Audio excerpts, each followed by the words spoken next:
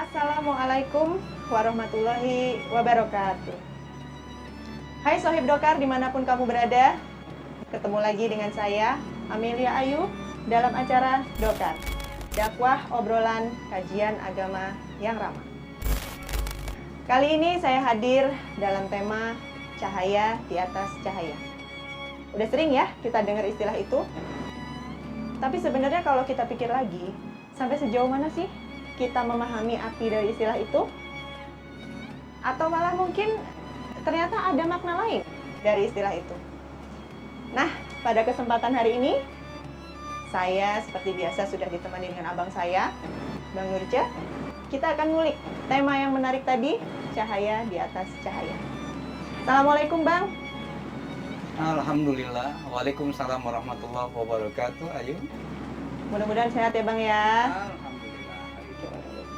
Bang, Ya. cahaya di atas cahaya. Ya. Menarik banget. Tapi sebenarnya apa sih Bang arti yang ada dalam ungkapan itu? Ya, sebagaimana kita maklumi, cahaya itu kan bukan hanya sekedar cahaya mentari, cahaya bulan, cahaya lampu, cahaya di alam ini, alam semesta. Ternyata di Al-Quran disebutkan itu nurun ala nur, cahaya di atas cahaya. Ajaran Islam mengatakan cahaya itu ada 3 hal, Mbak Ayu. Pertama, cahaya Allah. Allah itu sumber energi, sumber utama dari cahaya yang ada di muka bumi ini. Semua cahaya itu diturunkan kepada Allah, menjadi bagian daripada energi yang kita bisa terapkan dalam kehidupan. Bisa turun lagi kepada cahaya risalahnya yang dibawa oleh Nabi Muhammad. Makanya disebut Nur Muhammad, cahaya kenabian. Dan yang tidak kalah penting, semua ajaran Allah yang diajarkan lewat Rasulullah ada termaktub di Al-Quran. Makanya Al-Quran disebut Nur.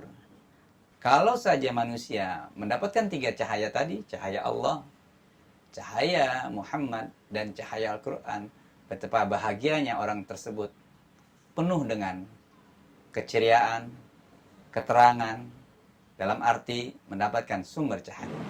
Kalau gitu kan berarti penting banget tuh, Bang. 3 cahaya itu. Tapi sepenting apa tuh, Bang, implementasinya dalam kehidupan kita? Iya, karena ketiga cahaya itu, Mbak Ayu, itu kan menjadi bagian daripada penerang kehidupan kita, baik dalam kehidupan di dunia dan kehidupan di akhirat. Salah satunya ya, ketika misalnya Allah mengatakan di Al-Qur'an, "Zalikal kitabu la raiba fihi hudalil muttaqin." Di Al-Qur'an itu kan di dalamnya tidak ada keraguan untuk memberikan guidance, memberikan petunjuk, memberikan arahan, mengawasi, melindungi manusia agar tidak salah arah. Misalnya kita ambil ilustrasi suatu malam gelap gulita tanpa cahaya bulan dan bintang, tidak ada lampu. Kita jalan, bisa kejeblos, cebabangan, nyungsep, bibir contoh, kepala benjol gitu ya. Iya. Apalagi dalam kehidupan di akhirat. Sebuah perjalanan panjang yang kita tidak tahu bagaimana harus melampaui itu kalau tidak ada cahaya dari Allah. Kalau tidak ada cahaya dari Nabi Muhammad lewat ajaran-ajaran yang mulia.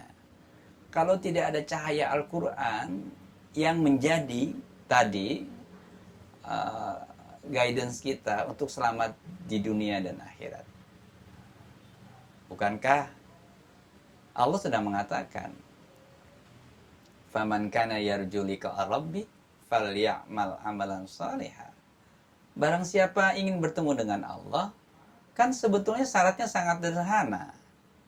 Amalan saleh, falyamal amalan shalihan, wala yusyrik bi'ibadati rabbi ahad. Janganlah mempersekutukan Allah. Itu kan ajaran yang sederhana.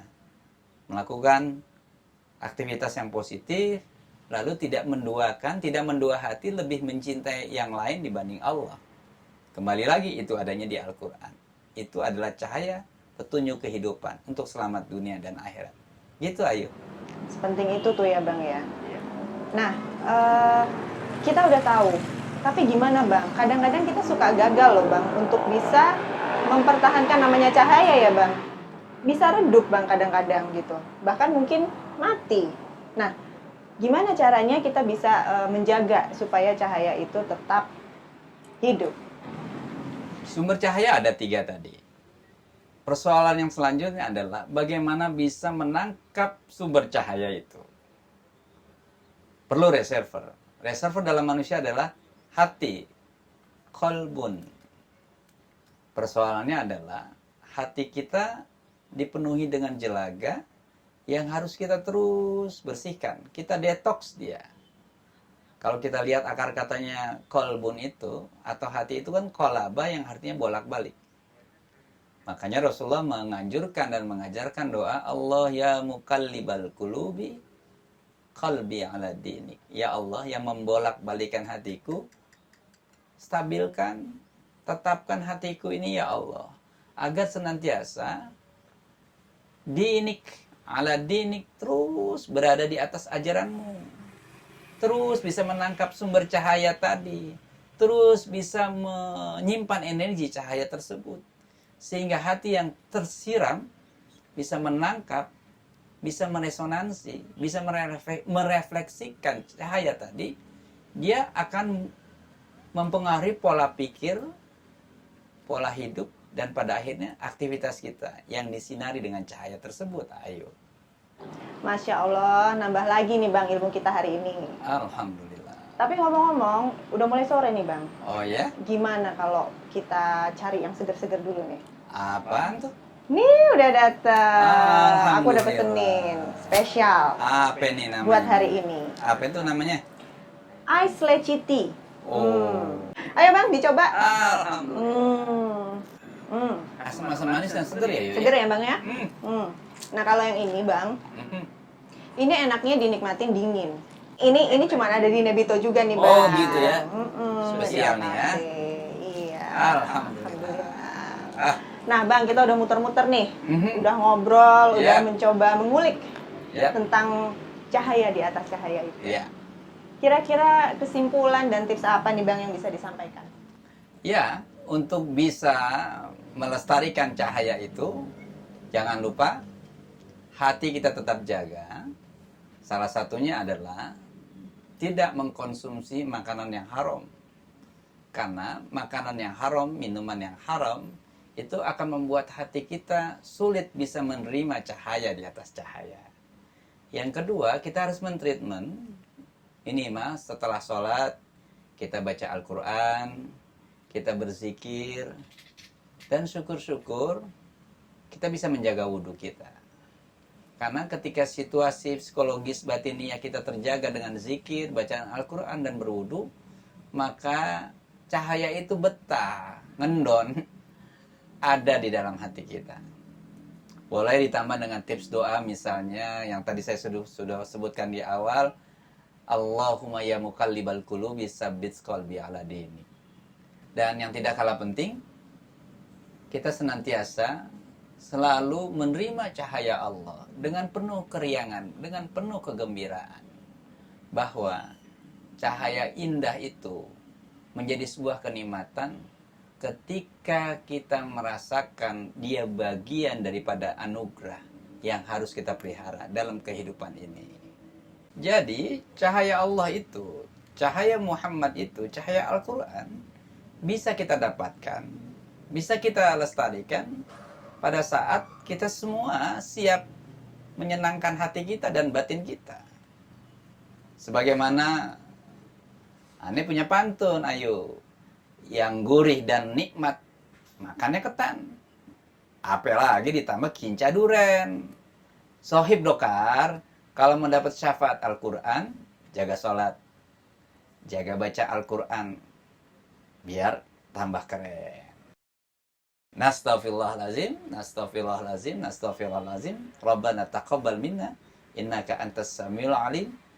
Walhamdulillahi rabbil alamin. Alhamdulillahirabbil alamin. Makasih Bang untuk bincang-bincang kita hari Sama-sama, ini. ayo. Sangat bermanfaat sekali untuk kita. Nah, Sohib Dokar, Sampai sini dulu obrolan kita hari ini.